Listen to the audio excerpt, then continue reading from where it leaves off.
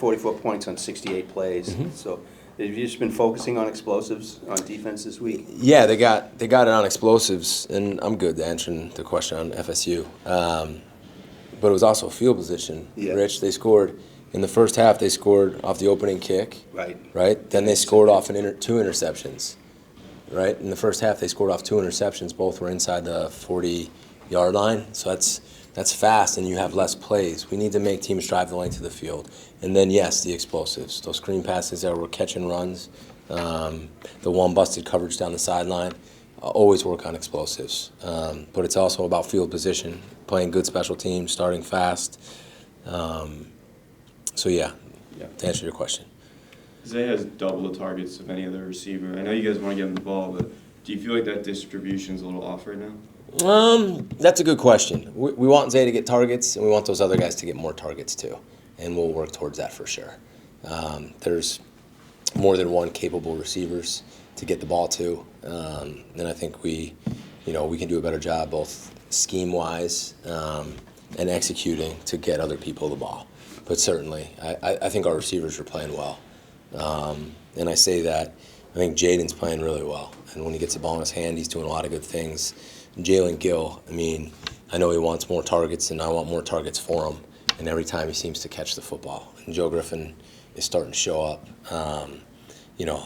Lewis Bond is starting to show up. So, yeah, I'd love to run more plays and get as many people involved as we can. I agree with you. You mentioned Joe. What have you seen from him, and just how is that progress kind of coming along? Obviously, his first touchdown the other night, too. It's coming. Joe got hurt in training camp for a little while, and he missed. And now he's going into practice. And then the main week, he didn't even really practice because he was sick. So last week, he had a full week of practice, and he played upward of 30 plays.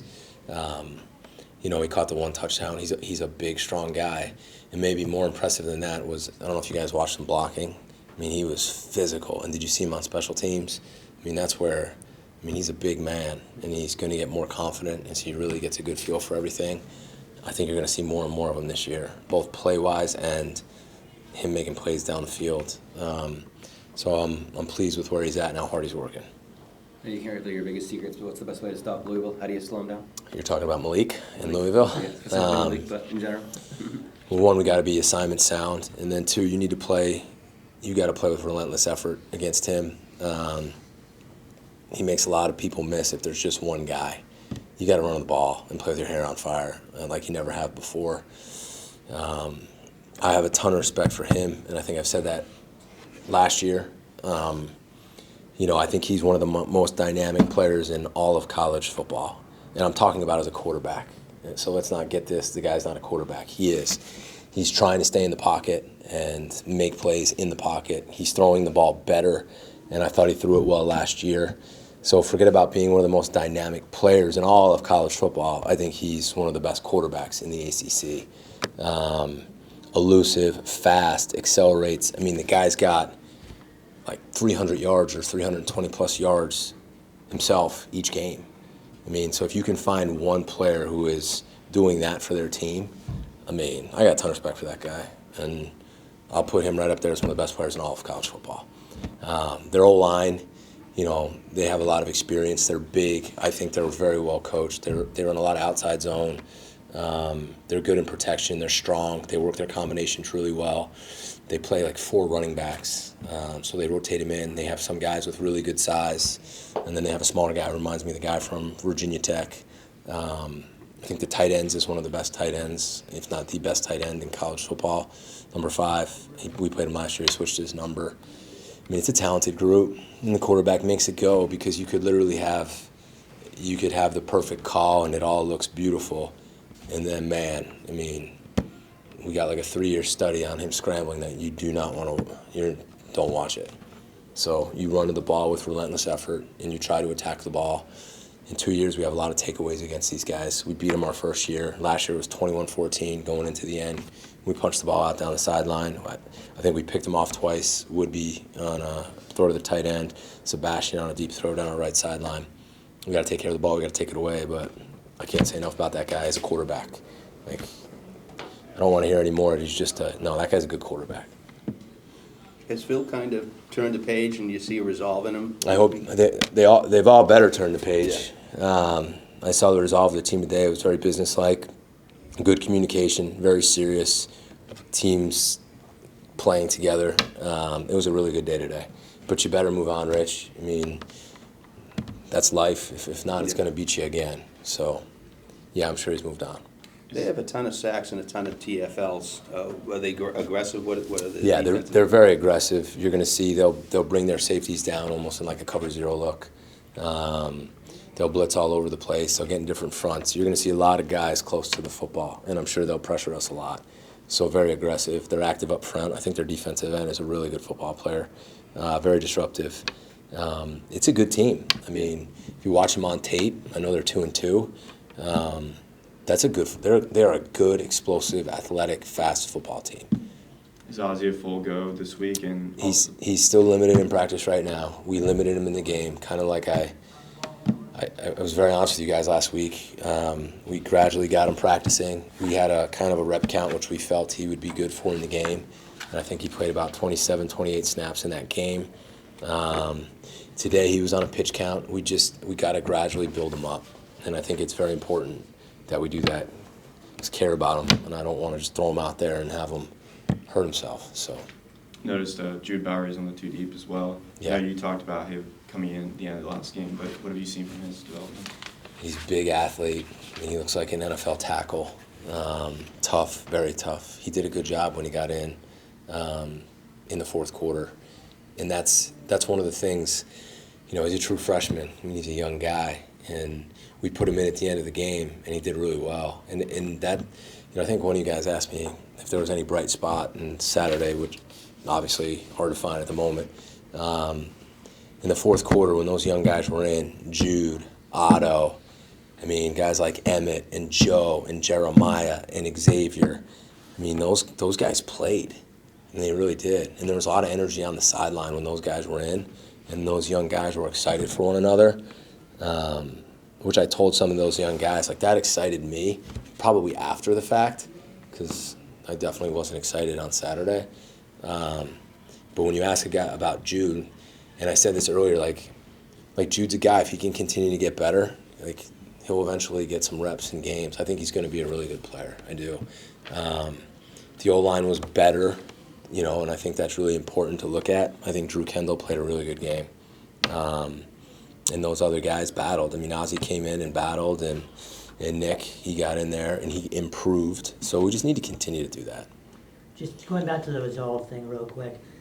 In a day of social media where kids are always online and stuff, how do you kind of make sure that they are blocking out the noise?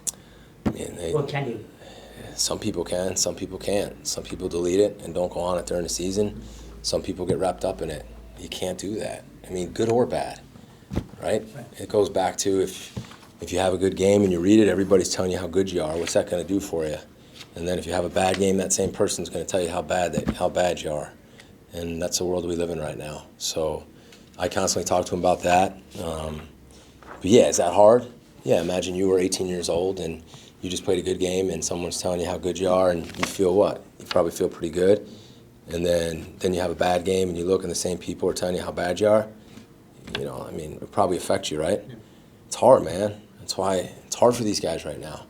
And I get it. They're working, but you have to block out the noise and just focus on what we have right here the best that you can, or you'll be distracted. And the quickest way to be defeated in anything is to get distracted. So that's a constant fight, right? That's a good question. It's real. It's very real. You mentioned the tackling against FSU wasn't really up to par. Obviously. No. It doesn't get any easier this week against Malik. Just how have you guys done stuff in practice to get ready for him, and anything different?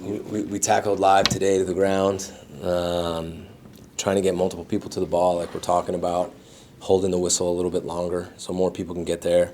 We tackled really high in the game, like really high. And when you tackle high, you miss. And I constantly talk about the approach and putting yourself in position to make the play. But we need to, obviously, we got to coach it better and we got to go execute it better. Tem did a great job today talking to the defense. Azar got up and talked to the defense. We showed them clips of what it really should look like. Like, are we a bad tackling team? No, we're not. Did we have a bad tackling game? Yes, we did. And that was the message we gave them, right? I mean, we were missing under 10 tackles a game, and then we, like, doubled or almost tripled them in one night. So we need to do that better going forward. And we got some really good tacklers on the team. They just need to see it and get back to hit the reset button and get back to what they were doing. Let's talk about winning the turnover battle. Yeah. They put the ball on the ground a lot. I'm just going by stats. They do. Picked off 4 times. So is that the key, winning that turnover battle? Yeah, and it's been the key. We Well, it lost. always is, but- No, it always is. But I mean, there's such a small margin for error, right? We Yeah. lost the turnover battle week 1, and we lost by 1 point. We won the turnover battle. We won. We lost the turnover battle last week, and that kick almost counts as another turnover, right? Because you lose a possession in the game. You have to win the turnover battle against a team like this, and you have to limit his possessions because he's that good. If you give him 15 or 16 possessions, chances are they're going to score a lot of points like they do. So that's huge. We have to take care of the football. We have to especially take care of the football when we're backed up, because if you don't, it's points taken away. So yeah, Rich, that's huge. This might be dumb, and you might not even be able to worry about it, but can Christian come back this year? Is that an option at some point? Yeah. I based it off of, Phil last year. That's not dumb. No, it's definitely an option. It's his knee, so that's usually a long process to recover from. But I don't want to just tell you no right now. But definitely not a dumb question. How's he doing? Is he okay with Christian? it? Yeah. Do you guys see him out there? Christian's doing great. Spirits are high. He's always in with the O-line. He's encouraging the young guys. We miss him, Rich. I could tell that when we first interviewed him that day. I mean, if anybody was going to take over this offensive line, you had the right guy. Because the thing is, too, the cool thing about him, it wasn't just his playing. Like in spring, he was like the alpha.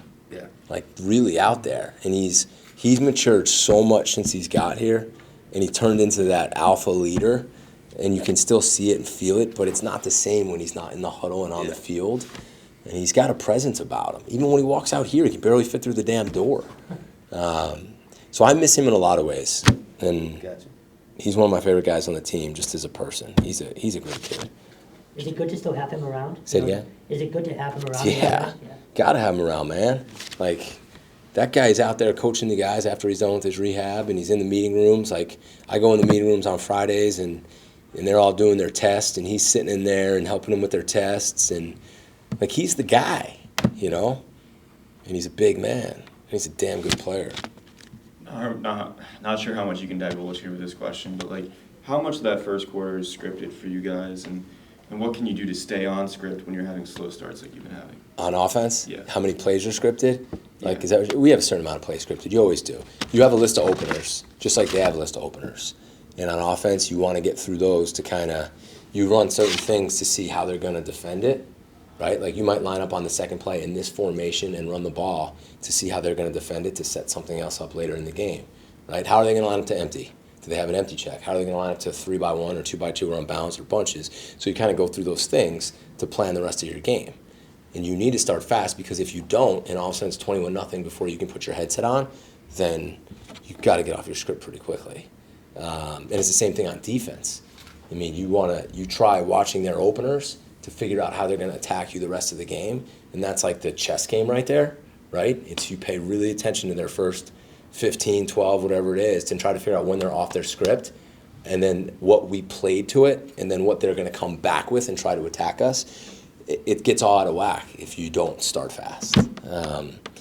Maybe that didn't make any sense, but I'm trying to. It's hard, man, because it's like you get, think all week you're just like, I got all these things written down. You're just like trying to figure, and then boom, it's like a different game. You got to adjust and adapt, and that's got to start fast. Have to start fast, and I'm gonna do the best I can with that. Best I can, start fast. All right, let's go. Thanks, All right, thanks, guys. Thanks,